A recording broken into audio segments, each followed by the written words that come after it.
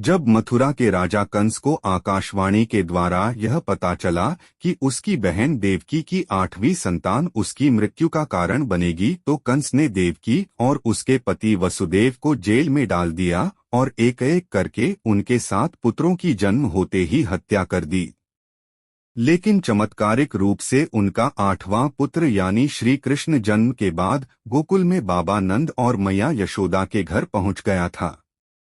जब कंस को इसका पता चला तो उसने कृष्ण को मारने के लिए कई राक्षस, असुर और दैत्य भेजे। पूतना ऐसी ही एक राक्षसी थी जो श्री कृष्ण को मारने आई थी। लेकिन नन्हे से बालक कृष्ण ने अपनी लीला दिखाकर पूतना का ही वध कर दिया।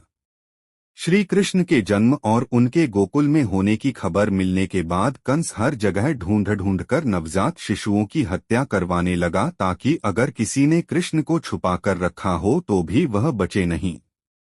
कंस ने अपनी मुंहबोली बहन राक्षसी पूतना को इसका जिम्मा सौंपा। पूतना एक विशाल शरीर की ताकतवर राक्षसी थी और अपना रूप बदलने में भी माहिर थी। पूतना ने श्री कृष्ण को मारने के लिए एक युक्ति अपनाई। उसने अपने स्तनों पर विष लगाया और कृष्ण को दूध पिलाने के बहाने एक सुंदर स्त्री का रूप धर लिया। पूतना रूप बदलकर गोकुल में सीधे बाबा नंद और मैया यशोदा के घर में गई। पूतना ने अपने मनोहर रूप से यशोदा और बलराम की माता रोहिणी को मोहित कर लिया। वे दोनों उसे कुछ न बोल सकीं। उन्हें लगा कि जैसे सभी उनके लल्ला को देखने आते हैं, वैसे ही यह सुंदर स्त्री भी आई है। पूतना ने कृष्ण को गोद में लिया और उन्हें दूध पिलाने लगी। लेकिन कृष्ण तो भगवान थे। उन्होंने पूतना का असली रूप पहचान लिया था। वे अपने दोनों हाथों से पकड़कर स्तनपान करने लगे। बस फिर क्या था? पूतना जोर जोर से चिल्लाने लगी और बाल कृष्ण को दूर हटाने की कोशिश करने लगी, लेकिन कृष्ण ने उसे कसकर पकड़ रखा था।